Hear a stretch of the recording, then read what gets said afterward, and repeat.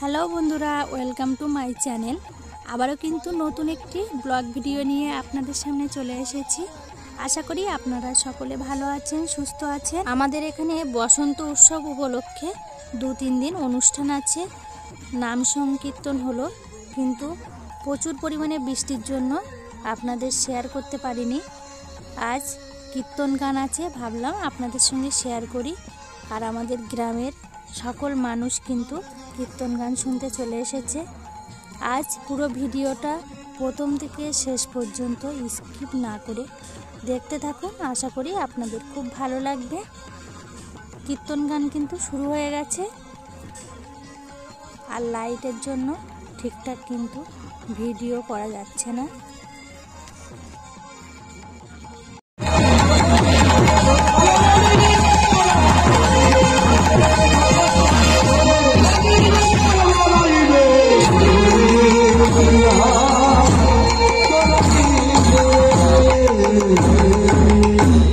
রাধে, একটা কথা কি জানেন মা, সবচেয়ে ভালো লাগছে আমি তো এখানে বর্ষা।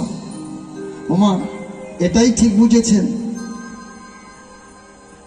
সেই যদি রাস্তা থাকতে সেটাই তো পরে পরে রাস্তা গো। শুধু দুটি বাহু প্রসারিত করে আমার গৌর গোবিন্দের কাছে প্রসারিত করে বলুন, হে গোবিন্দ, আমার তো দেওয়ার মতো কিছু নেই, কেবল তুমি আমার দিয়েছো দুফোঁটা নয়নের জল। সেই নয়নের জল দিয়ে আমি তোমায় সেবা দিলাম, তুমি নিজ গুণে কৃপা করে গ্রহণ করো। আমার গৌরহরি বললেন, ওরে জি, আমি তো তোদের জন্য এসেছি এই দোল পূর্ণিমা তিথিতে। ভাবুন তো মা, আজকে যে দোল পূর্ণিমা তিথি উপলক্ষে আজ যে আমার গৌরহরি ভগবান শ্রীকৃষ্ণের লীলা আপনারা আস্বাদন করছেন, সারা বৎসরের মধ্যে এমন দিন আপনারা আর পাবেন না। কেন বলুন তো? অনেক পূর্ণিমা ছিল, সারা বৎসরের মধ্যে অনেক পূর্ণিমা আছে, কিন্তু এমন দোল পূর্ণিমাতে আমার মহাপ্রভু আসলেন কেন? জগৎজীবকে শিক্ষা দিলেন। কি শিক্ষা? যে আমি অন্য পূর্ণিমাতে যদি আমি আবির্ভাব হতাম, হতে পারতাম, কিন্তু হব না। কেন না? আমি হলাম কাঙালের ঠাকুর। তবে মানুষ তো কাঙাল হতে জানে না। ওমা, যে রিক্সা চালিয়ে খায় তারও ডিজাইন কম নয়, তাহলে মানুষ তো কাঙাল হতে জানে না। কাঙাল হবে কবে? এই দোল পূর্ণিমা তিথিতে। যত ধনী ব্যক্তি হোক না কেন, সেই দিন রং মাখানোর ভয়ে ওই দামি পোশাক গুলো রেখে দিয়ে ছিন্ন মলিন বস্ত্র পরিধান করে ওই বড় লোকেরা যখন কাঙাল সেজে রাস্তার মাঝে ঘুরে বেড়াবে, সেই দিন আমি কাঙালের আমার মহাপ্রভু, কাঙালের ভগবান। তাই তো তিনি দোল পূর্ণিমাতে মানুষ যখন কাঙাল হয়ে ছিন্ন মলিন বস্ত্র পরিধান করে তারা যখন রগে মেতে ওঠে, কাঙাল হয়ে যায়, তখন আমার মহাপ্রভু আবির্ভাব হয় তাদের হৃদয়ের মধ্যে। আজ সেই দোল পূর্ণিমা, যে দোল পূর্ণিমা তিথি চলে গেছে, যে তিথি উপলক্ষে আজকে এই নামযজ্ঞ চলছে, এই পূর্ণিমার মতো পূর্ণিমা হয় না। তবে মা, একটা কথা, হরিবাসরে মেন অঙ্গ কি জানেন? জয়ের ধ্বনি আর উলুধ্বনি, দুটি বাহু প্রসারিত হবে। বলবেন, বাবা বারবার উলুধ্বনি করবো কেন? ওমা, উলুধ্বনি করলে আমার কিছু হবে না, যা হবে আপনাদের হবে। ও শব্দে কৃষ্ণ, উ শব্দে রাধা, অর্থাৎ যে মা যত উলুধ্বনি করবেন তার বদলতে তত রাধা গোবিন্দের নাম উচ্চারিত। আর মাঝে মাঝে জয়ের ধ্বনি করবেন। একবার সবাই প্রেম সুলভ ধ্বনি করুন তো সবাই।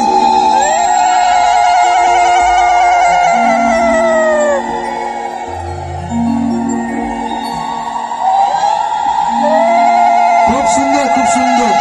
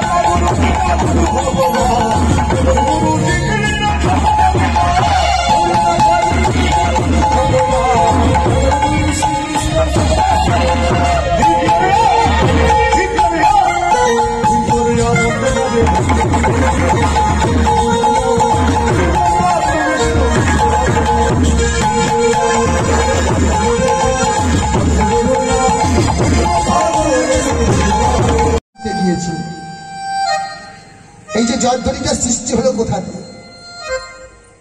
পিতার কোলে উঠে নামদেবের বাড়িতে গিয়েছিল ভাগবত পাঠ আস্বাদন করতে। আর সেই দিন নামদেব ভাগবত পাঠ করলে বটে, কিন্তু সেই দিন যে পাঠটা করেছিল মা, সেই পাঠটা হলো মীরার কাহিনী। মীরার পিতার অনেক কিছু ছিল, মীরাকে বিবাহ দিতে চেয়েছিল, কিন্তু মীরা বিবাহ করেনি।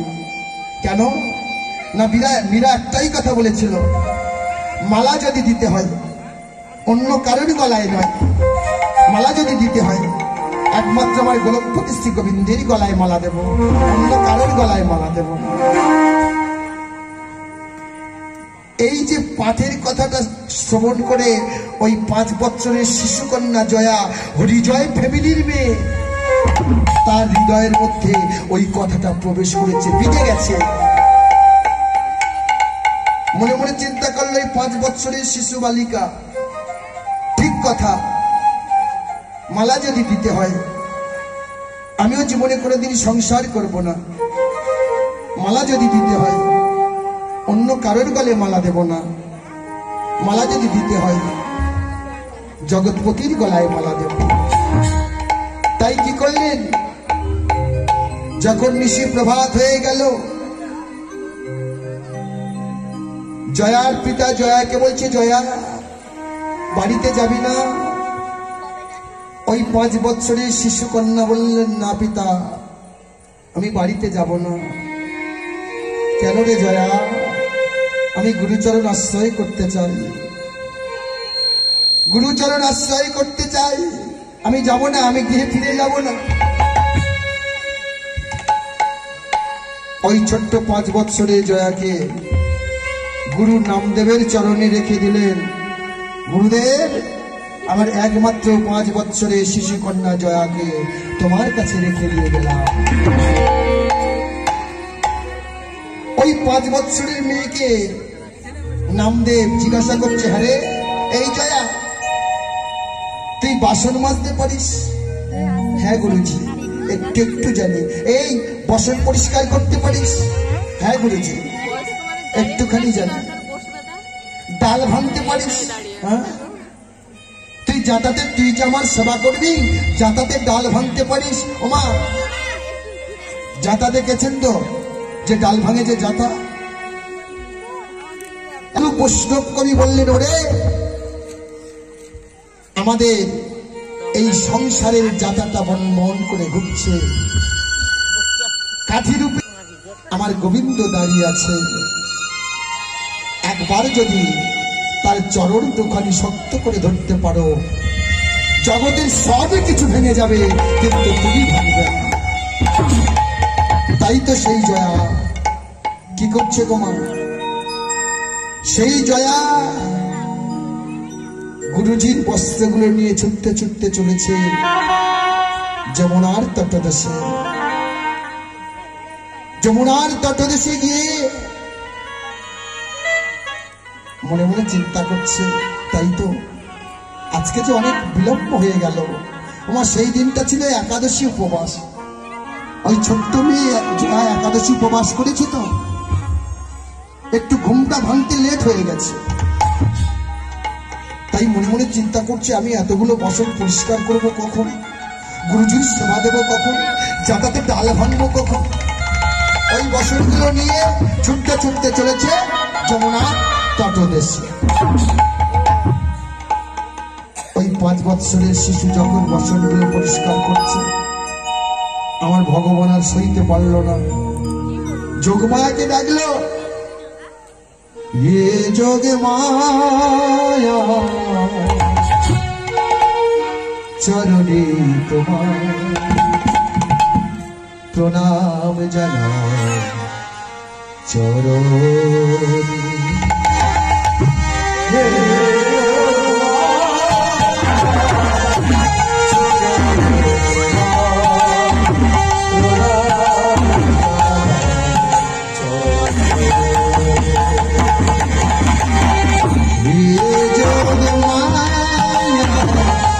चरणे तुम्हार प्रणाम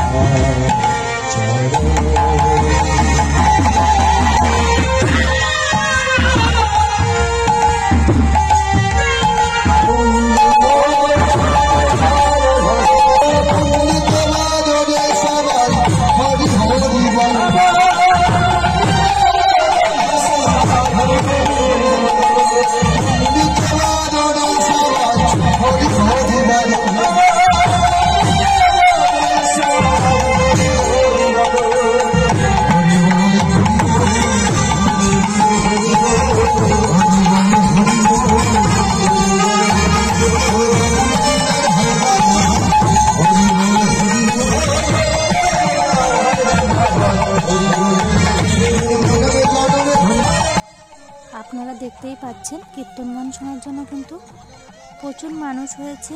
আর এই কীর্তন গান শুনতে কিন্তু খুব ভালো লাগে। আজ শ্রীকৃষ্ণের জন্মবৃত্তান্ত কিছু অংশ আলোচনা করেছিল, আর খুব ভালোও লাগছে শুনতে। 3-4 ঘন্টা ধরে এই কীর্তন গান হচ্ছে, পুরোটা তো তোলা সম্ভব না, আপনাদের সঙ্গে শেয়ার করা সম্ভব না, ওই জন্য সামান্য কিছু অংশ আপনাদের সঙ্গে শেয়ার করলাম। বিভিন্ন রকম কিন্তু দোকানপাটও এসেছে। আজ ভিডিওটা প্রথম থেকে শেষ পর্যন্ত ভালো লাগলে লাইক, শেয়ার, কমেন্ট করতে ভুলবেন না। প্লিজ চ্যানেলটি সাবস্ক্রাইব করে পাশে থাকবেন। আবার নতুন ভিডিও নিয়ে আপনাদের সামনে চলে আসব। ততক্ষণ সকলে ভালো থাকবেন, সুস্থ থাকবেন। Tata, good night.